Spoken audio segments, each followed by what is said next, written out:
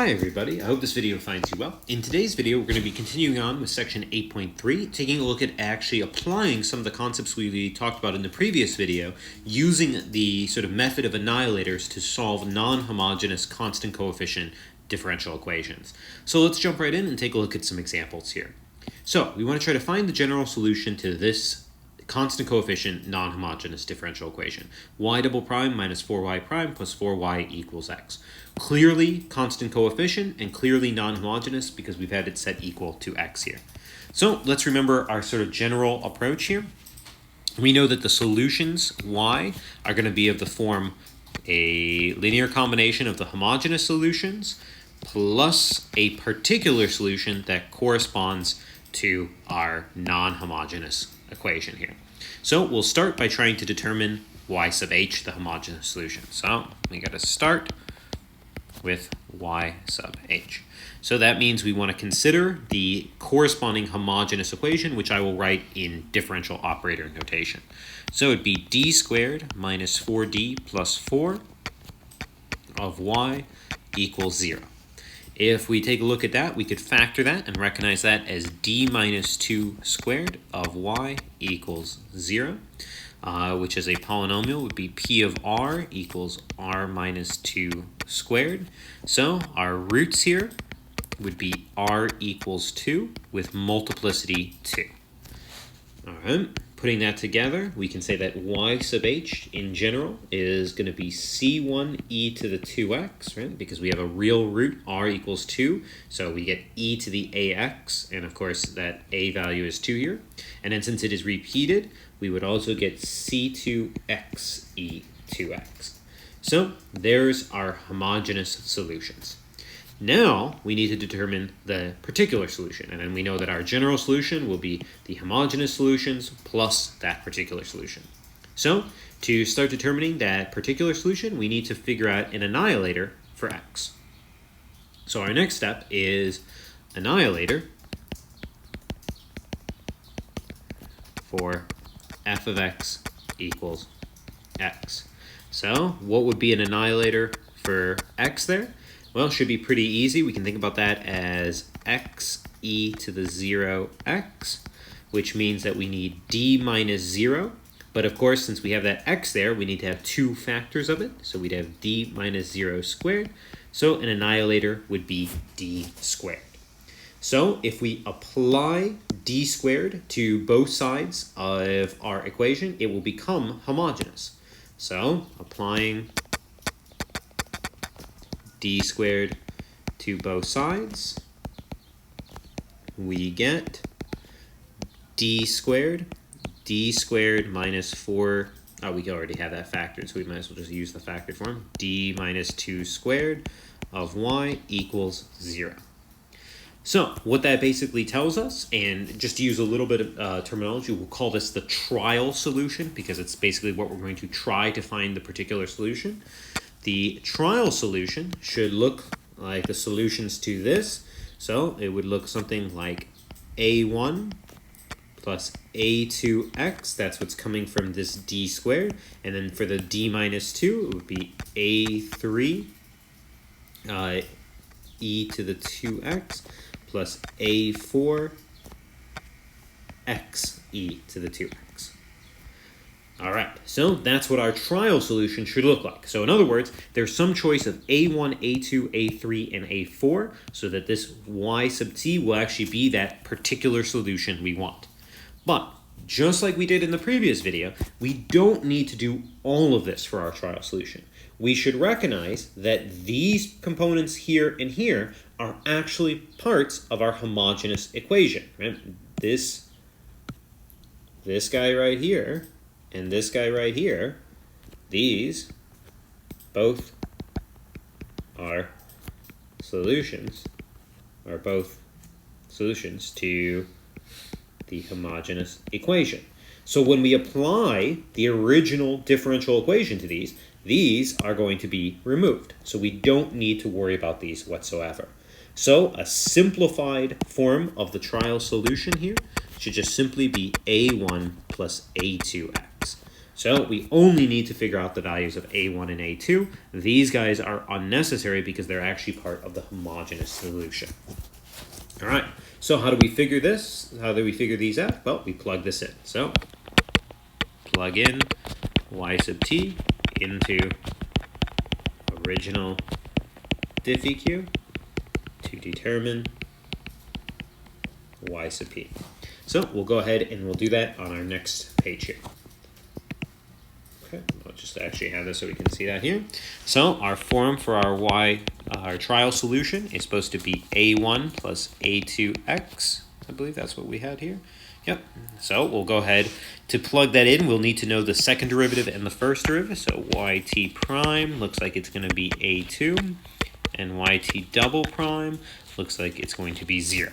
So let's throw that stuff in there. We get 0 minus 4a2 plus 4 times a1 plus a2x is supposed to be x.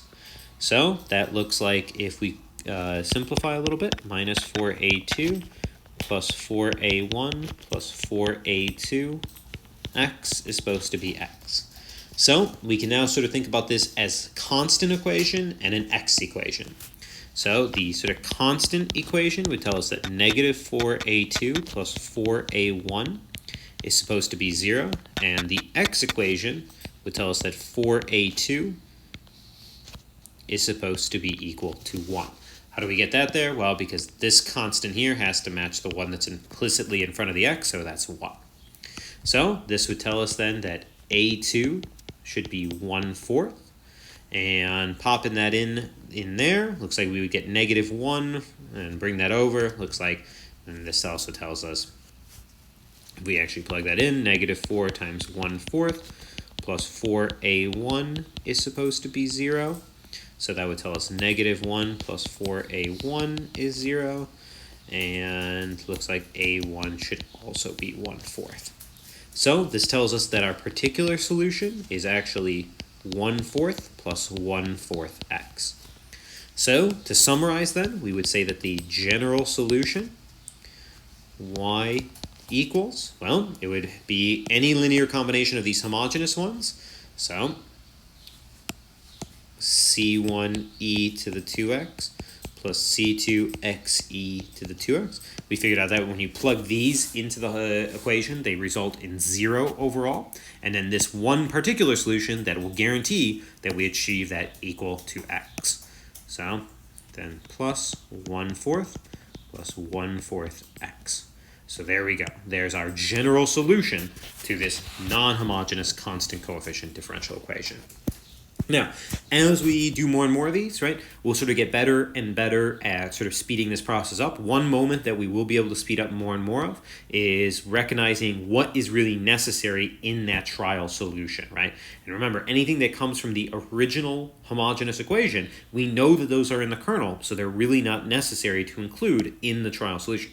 You could, but what's going to happen is when you plug these in, the A3 and A4 are going to disappear, because when you plug them in, when you actually evaluate them in the differential equation, they always result in 0. Okay, let's go ahead then and take a look at another example here. So we want to try to find the general solution to y triple prime plus 9y prime equals 2 sine of 3x. So we're going to do the same thing here. We know format-wise that this is going to be y equals the homogeneous solutions plus that particular solution. So we want to start with y sub h. So we want to consider d cubed plus 9d of y equals 0. And again, not a bad idea to probably just go ahead and factor d squared plus 9 of y equals 0. So it looks like the polynomial would be p of r equals r times r squared plus 9. What sort of roots are we getting with this guy? Well, it looks like we get r equals 0 with multiplicity 1, and r equals plus or minus 3i. Even though that's a conjugate pair, it is multiplicity 1. There's only one factor of r squared plus 9. So what does that tell us about the homogeneous solutions then? So that means y sub h Notice it's going to have 3 unknown constants in the homogeneous solution, because if we were just looking at this as a homogeneous equation, the solution space would be 3-dimensional. So it looks like we would get C1 e to the 0x plus C2. There's no real component, so we're getting e to the 0x cosine 3x plus C3 e0x sine 3x. Now, obviously, as you guys get more comfortable with this, you know that that's just 1, that's 1, and that's 1. So really, this tells us that the homogeneous solutions look like C1 plus C2 cosine 3x plus C3 sine 3x. So that's what our homogeneous solutions look like. Now we can focus on finding the particular solution. So now we need to find y sub p.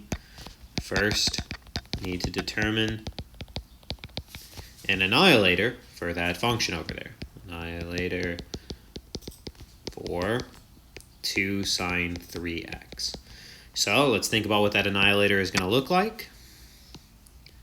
The annihilator for 2 sine 3x. Obviously, the 2 doesn't matter in terms of the annihilator, so we're just thinking of an annihilator of sine 3x. If it helps, you can think about that as an annihilator for e to the 0x sine 3x.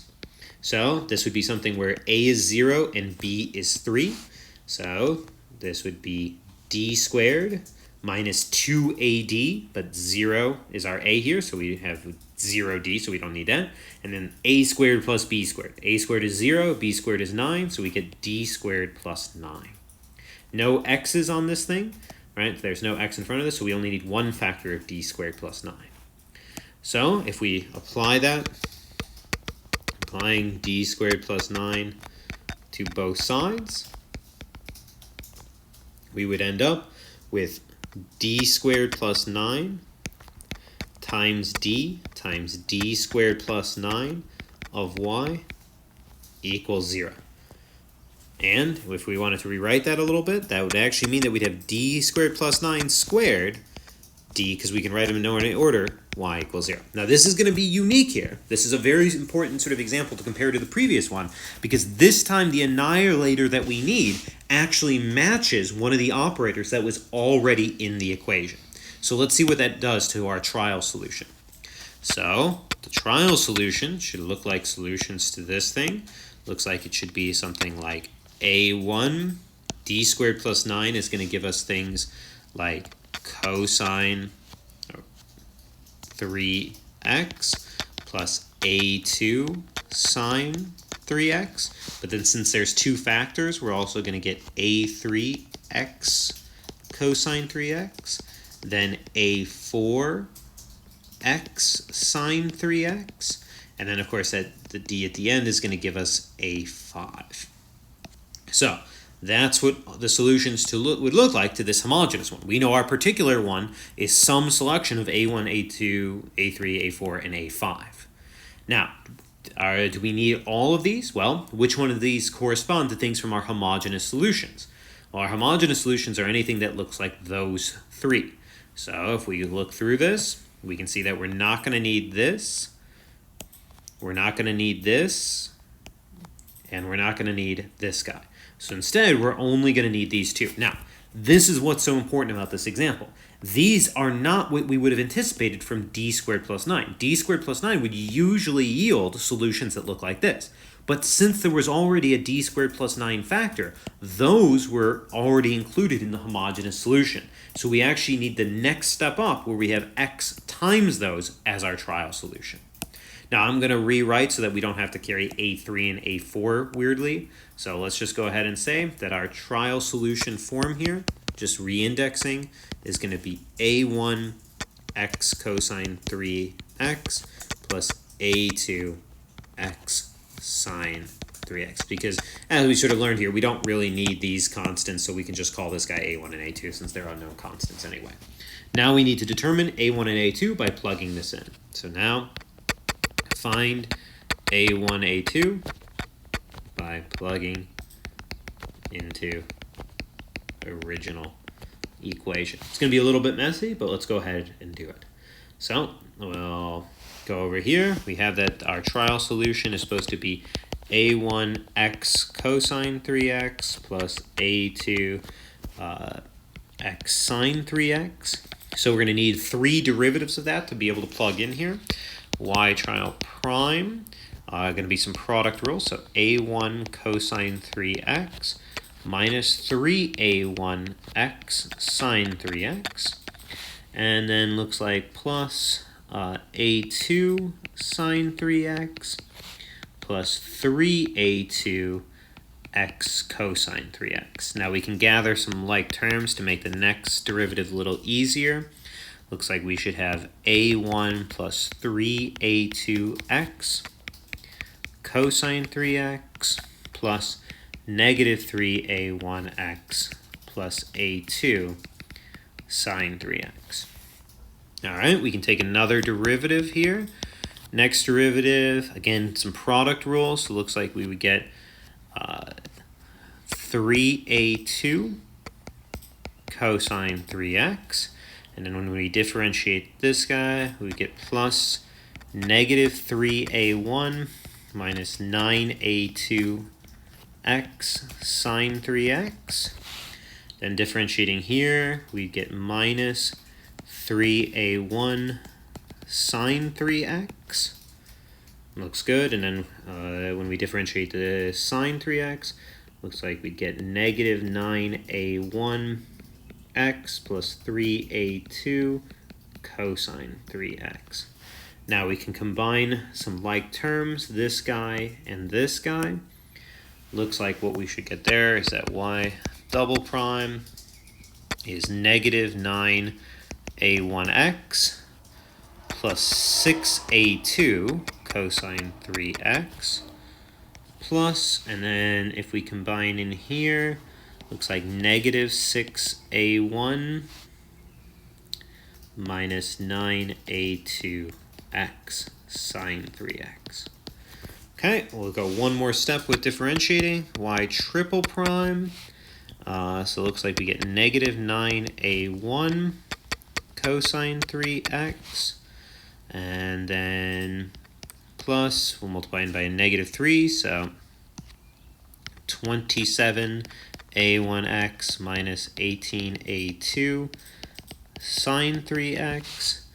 Then plus negative 9a2 sine 3x, and then finally we're going to multiply in by a 3, so negative 18a1 minus 27a2x cosine 3x. Now let's combine those things, and we get y triple prime. We have our negative 9a1 and negative 18a1, so I guess that's negative 27a1 minus negative 27a2x cosine 3x. And then we put these guys together, and looks like we get 27a1x minus 27a2 sine 3x. Okay, pretty horrendous, but let's go ahead and pop all that stuff in. So we're going to have this plus 9 times this guy is supposed to equal 2 sine 3x. So let's see what we get there. We're going to have negative 27a1 minus negative 27a2x cosine 3x plus 27a1x minus 27a2 sine 3x. Then we need to do 9 times this guy, which looks like we're going to get 9a1 plus 27a2x cosine 3x, and then plus negative 27a1x plus 9a2 sine 3x, and that is supposed to equal 2 sine 3x. Okay, let's combine some like terms here. So let's add this cosine 3x with this guy here. Looks like the 27a2x is going to cancel there, and we're going to get 9a1 with negative 27a1.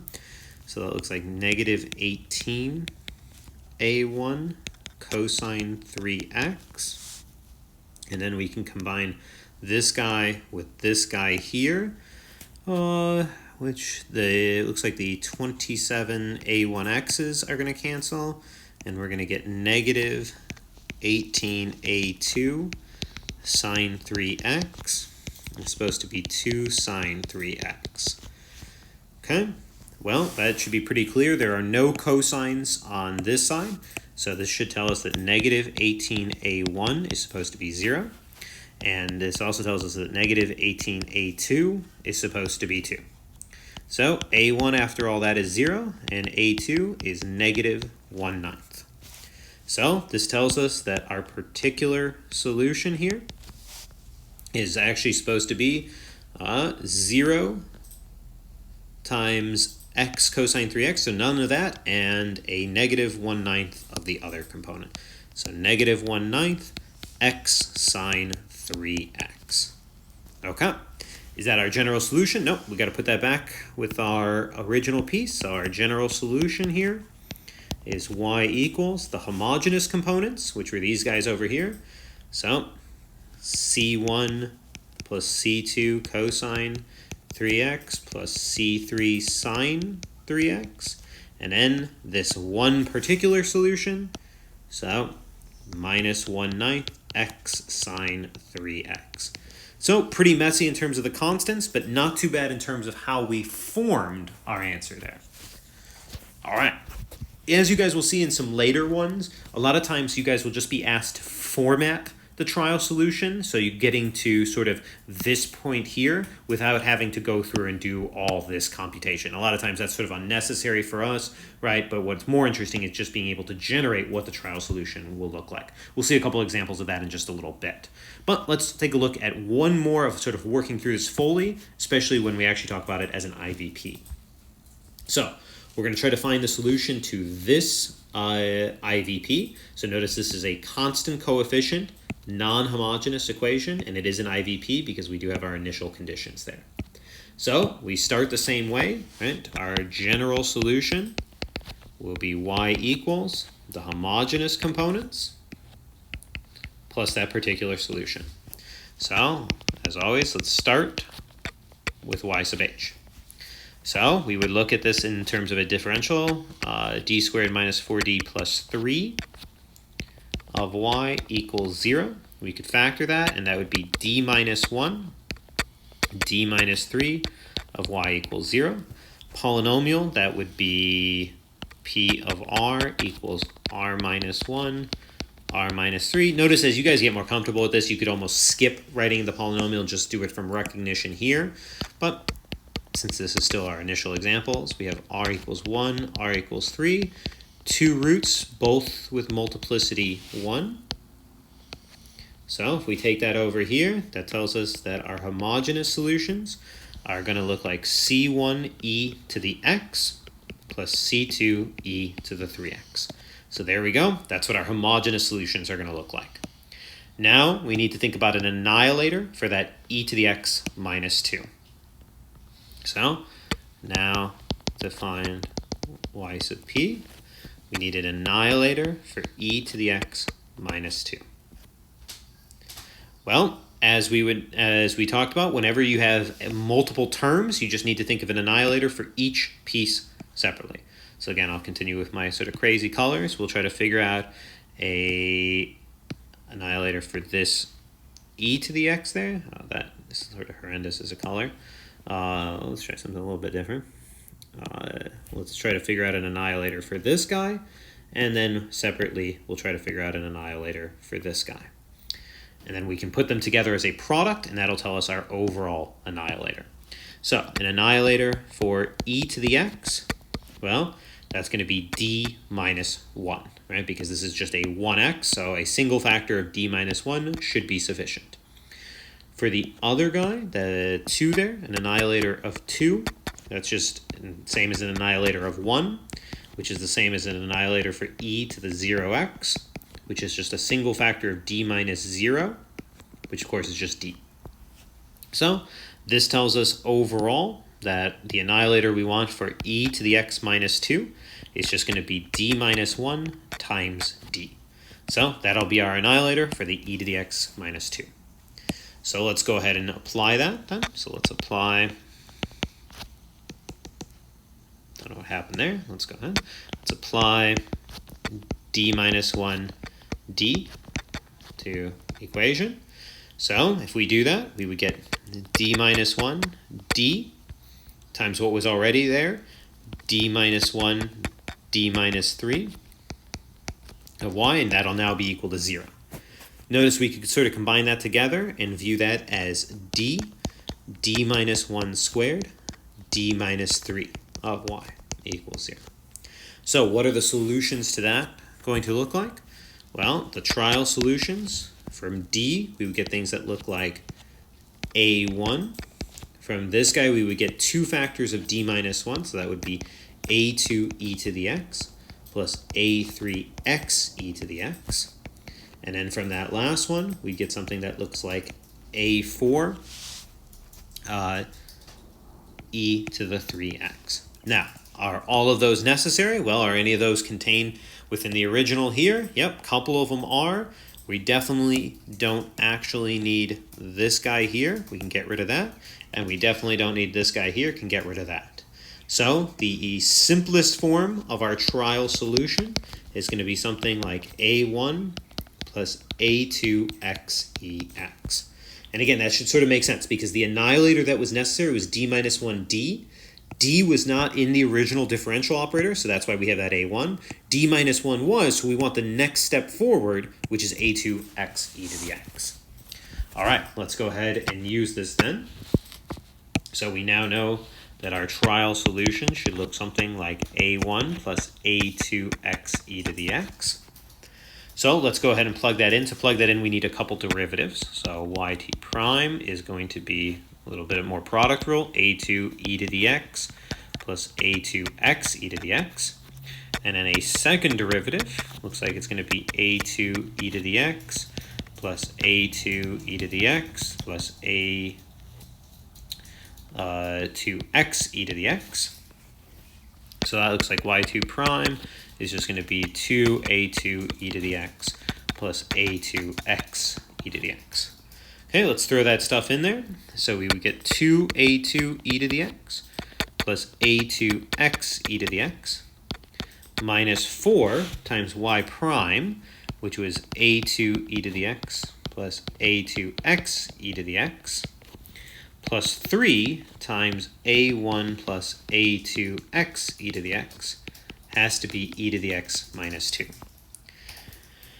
Well, let's combine some like terms. We have 2a2 e to the x minus 4a2 e to the x. So that's going to be minus 2a2 e to the x. And that looks like about it. So it looks like we should get minus 2a2 e to the x. Then we have a2x e to the x minus 4a2x e to the x plus 3a2x to the x. That's going to all cancel out. And then finally, it looks like we get plus 3a1 is supposed to be e to the x minus 2. All right. Now, matching things up, looks like we get minus 2a2 is supposed to be equal to 1. That's matching that this guy has to correspond there. And we would also get that 3a1 is supposed to be negative 2. So it looks like a2 is supposed to be negative 1/2 and a1 is supposed to be negative 2/3. So this tells us that our particular solution here should be negative 2/3 minus 1/2 x e to the x. Okay, so what does this tell us for our general solution then? Well, this tells us our general solution is y equals the homogeneous components, c1 e to the x plus c2 e to the 3x. So c1 e to the x plus c2 e to the 3x minus 2/3 minus 1/2 x e to the x. So there we go. There's our general solution. Is that the solution to the IVP? Well, not quite. We need to go ahead and determine C1 and C2. Let's go ahead and redo that because we are going to grab this for our next page here.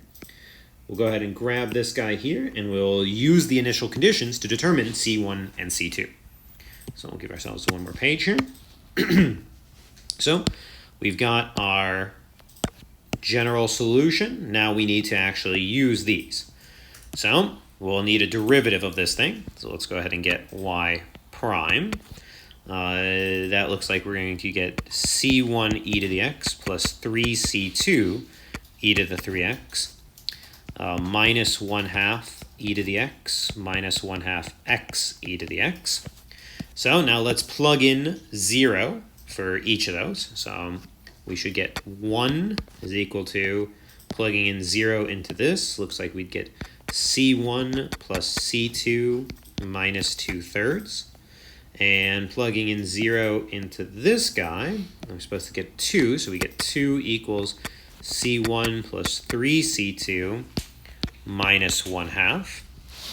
Rearranging those, looks like we get c1 plus c2 equals 5/3, and we get c1 plus 3c2 equals 5/2. Now again, you could change this into a system of equations if you want, or you could just sort of solve it directly. I might just subtract the two equations like through elimination here. So if we subtract these, we get negative 2c2, 5/3 minus 5/2. I guess that's what, 10/6 minus 15/6. Does that sound right? Yeah, sure. Negative 5/6, something like that. 10/6. Yep. And 15/6. Subtract those. Yep, negative 5/6. So we get negative 5/6 there. And looks like C2, when we divide by negative 2, should be 5/12. And then if we take that guy and pop that in there, we'd get C1 plus 5/12 is supposed to be 5/3. This guy is what, 20 over 12? So we should get 15 over 12. 15 over 12. Okay, so there we go. We got our C1 and our C2. So our unique solution here is y equals 15 over 12 e to the x plus 5 over 12 e to the 3x minus 2/3 minus 1/2 x e to the x. So there we go. We now have the unique solution, not to the differential equation, but to that particular IVP. Notice at this moment here, once you actually have the general form of the solution, just as going back normally, plugging in, working from there. Okay, let's wrap this video up with just a couple more examples. We're not going to go through and solve everything here, but just finding the form of those trial solutions as we sort of discussed. So let's wrap this up with just a couple more examples. So, a little bit messier here, but we're going to try to state but not solve the trial solution for this constant coefficient non-homogeneous equation. Even though we're not going to be solving it, we do want to go ahead and do it in the same process. So we know that y here is going to be y homogeneous plus that particular. So let's talk again about first the homogeneous here. So we want to consider y sub h. So we'd be looking at d squared minus 4d plus 29, d minus 2 squared of y equals 0. So if we look at that, this is already pre-factored for us. So we're looking at p of r equals r squared minus 4r plus 29, r minus 2 squared. This guy just sort of smells complex, right? Because otherwise it probably would have already been factored for us. So we can check that real quick. Looks like that would be r is 4 plus or minus square root 16 minus 4 times 29 over 2. So that's 4 plus or minus square root 16. 4 times 29 is what? Minus 1. That's 80 plus 36, so minus 116 over 2. Looks like r is 4 plus or minus square root negative 100. So, yep, complex as we predicted. R is 4 plus or minus 10i over 2. So r is 2 plus or minus 5i. So there we go. And that, of course, is going to be multiplicity 1 there. And then this guy gives us r equals 2 with multiplicity 2. So let's go ahead and put all that together and talk about what the homogeneous solutions are going to look like. So y sub h here Well, this is 2 plus or minus 5i, so 2 is the real component. So we're going to get c1 e to the 2x cosine 5x plus c2 e to the 2x sine 5x. So that's where our real components are 2. That's why we have those e to the 2x. And then the imaginary component was 5x, so we have cosine and sine 5x. Then we'd have plus c3 e to the, since we had r equals 2 here, we'd have 2x. And then c4 x e to the 2x, because this guy had multiplicity 2, so we'd have e to the 2x and x e to the 2x. So there's our homogeneous solution. Sorry we didn't write it out horizontally, but just not a lot of room for something that big there. Okay, so we have our homogeneous solutions. Now we'd like to look at the particular solution. So we'll go ahead and we'll do that on the next page here. So now we want to consider to find y sub t, need annihilator for 3e to the 2x minus 4ex. So how are we going to figure out the annihilator for 3e to the 2x minus 4ex? Well, we think about it in two components again. We're going to think about what annihilates this here, and then we'll think about what annihilates this component here, and then we'll take the product of those. So let's think about each of those separately. Annihilator of 3e to the 2x. Again, the 3 doesn't matter, so it's just e to the 2x, which we know would be a single factor of d minus 2. For the other component here, the annihilator for 4e to the x, again, 4 doesn't matter, so we just need an annihilator for e to the x. That's a single factor of d minus 1. So it looks like the overall annihilator in this case, that's not the right color. There we go. The overall annihilator would be d minus 2 and d minus 1. So that's our overall annihilator for this non-homogeneous piece. So let's go ahead and apply that. So if we apply d minus 2, d minus 1 to both sides, well, we're going to end up with d minus 2, d minus 1, d squared minus 4d plus 29, d minus 2 squared of y is going to be equal to 0, because of course this guy was chosen to annihilate that stuff there. If we simplify that, that's going to be that d squared minus 4d plus 29. Looks like we get d minus 2 cubed, and then d minus 1. Again, order doesn't matter how you decide to write it. Now, we don't really need to redo this. We know that this right here, this is going to give us roots of 2 plus or minus 5i. This is going to give us, with multiplicity 1, this is going to give us a root of 2 with multiplicity 3, and this is going to give us a root of 1 with multiplicity 1. So that would mean, at least the initial thing, the trial solutions would look like things like this. So something like a1 e to the 2x cosine, because we usually just write cosine first, not that it matters, cosine 5x plus a2 e to the 2x sine 5x. Then from the three factors of r equals 2, we'd have a3 e to the 2x plus a4x e to the 2x plus a5x squared e to the 2x. And then finally an a6 e to the x.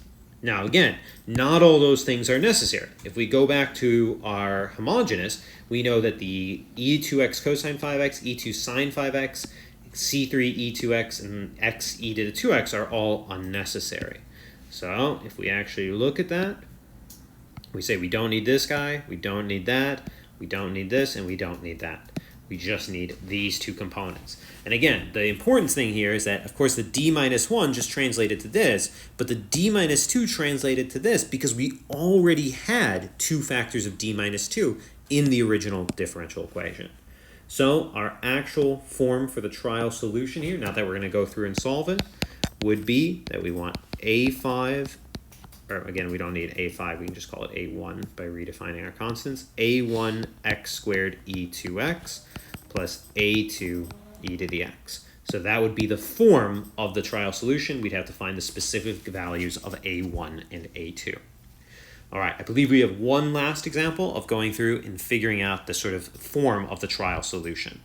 So let's go ahead and take a look at this guy. Could be a little bit messier again, but we should be able to go through and do it.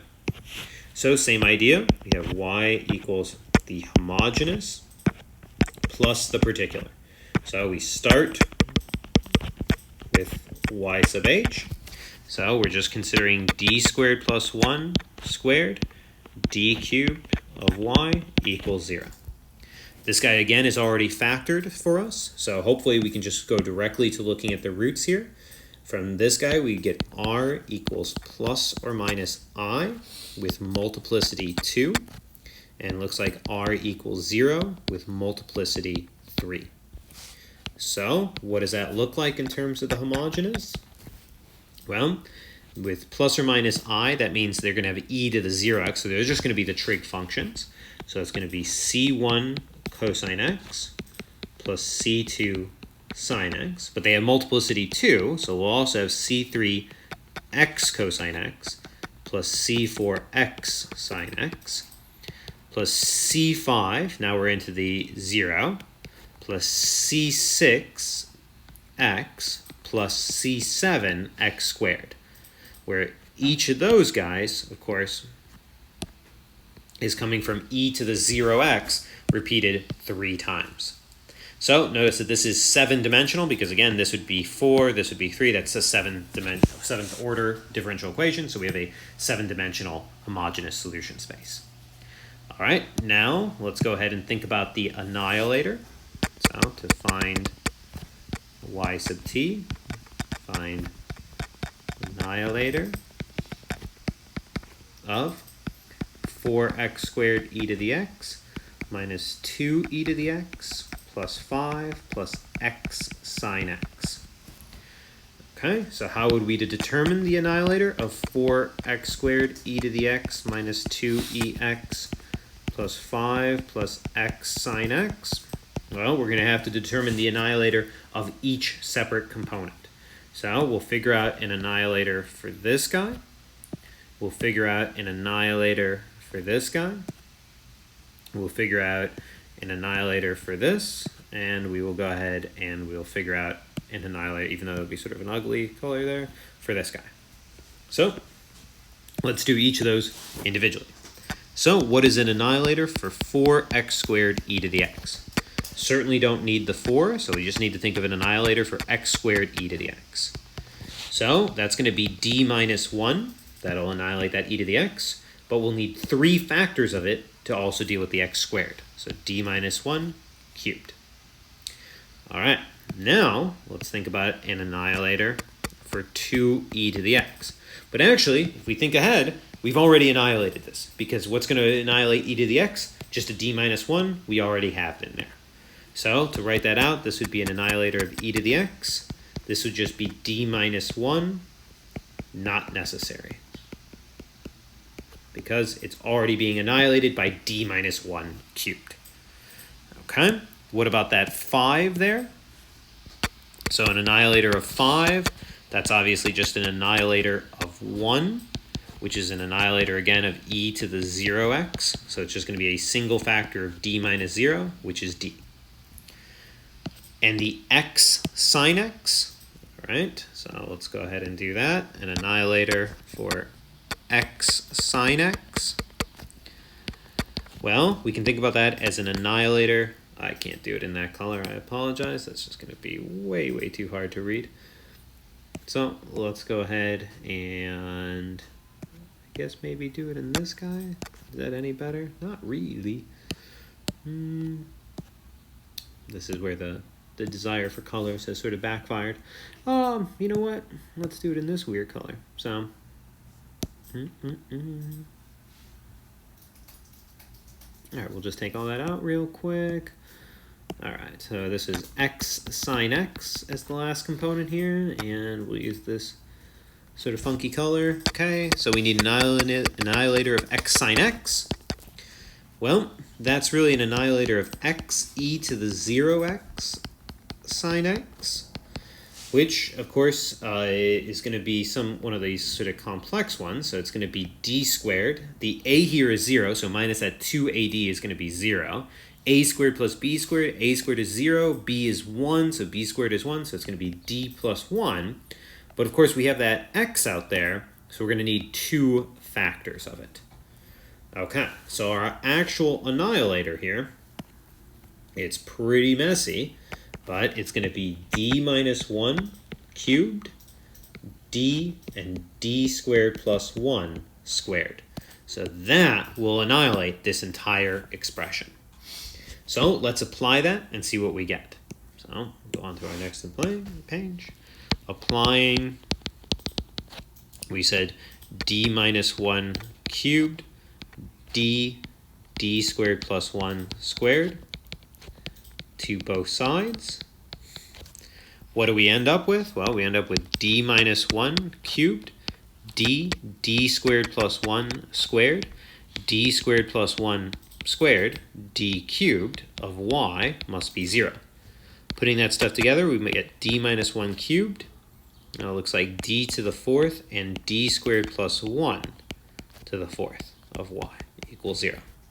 So what does that look like then? Well, it's going to be pretty crazy. It's going to have 11, at least, or even more than 11, sorry. That's going to have 8, 12, 15 constants in it initially, but of course a lot of them are going to be unnecessary. But it's going to be a1 e to the x plus a2 x e to the x plus a3 x squared e to the x. That's everything from here. Then from the d to the 4th, we're going to have a4 plus a5x plus a6x squared plus a7x cubed. And then from this guy here, we're going to have plus a to the 8, and that'll be cosine x, plus a9 sine x, plus a10 x cosine x, plus a11 x sine x. That's going to be 2 factors. Then plus a12 x squared cosine x, plus a13 x squared sine x, plus a14 x cubed cosine x, and plus a15 x cubed sine x. All right, that would technically be our trial solution, but we know a lot of those things are unnecessary. So if we look back, right, any of the things that resemble this would be unnecessary here. So we can see that this guy, and this guy are all unnecessary from matching with these guys here. And then also we can say that we don't need this guy, this guy, this guy, or this guy. So in other words, the actual sort of correct and simplest form for that trial solution would be something that is a1 e to the x plus a2x e to the x plus a3x squared e to the x plus a4 x squared cosine x plus a5 x squared sine x plus a6 x cubed cosine x plus a7 x cubed sine x. So that would be the actual form of our trial solution. Obviously, it'd be absolutely horrendous to actually plug that in and try to determine a1 through a7, but that is the simplest form of the trial solution here. So again, the main thing you guys want to sort of recognize here is that it is very different when the annihilator that you need to use corresponds with operators that are already in the differential equation versus when they are just providing new ones. In this case, the d minus 1 cubed, there were no factors of d minus 1 in the original equation.